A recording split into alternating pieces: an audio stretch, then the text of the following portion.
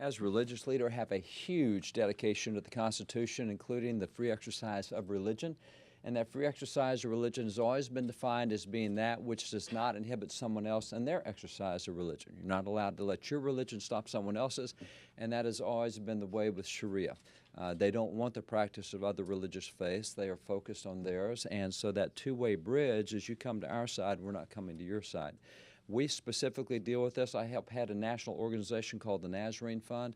Over the last year, we've been very active in the Middle East, right in the path of those Sharia guys, ISIS and others. Actually, in the last 12 months, we have rescued 4,100 people. It's been called a genocide now. Finally, the United States called it a genocide.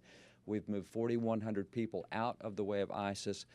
We have followed in the aftermath of them blowing up churches, blowing up synagogues, getting people out of those communities. We have to do extractions.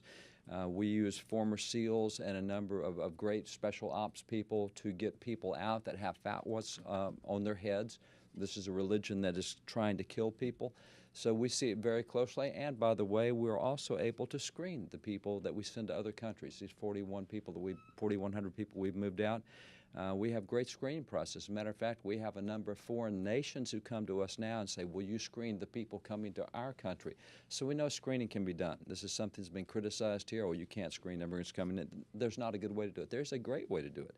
And we show that on a regular basis by the folks we help move to other countries that have been willing to accept these folks involved in the genocide. The United States has not been willing to this point, but as faith leaders, we've got evidence from across the world of what happens. And, you know, for me as a historian, I look back to the very first war we had after the American Revolution. It was a war with Sharia folks. We had from 1784 to 1816, 15% of the federal budget under John Adams and George Washington and Thomas Jefferson was spent on dealing with Sharia law adherence.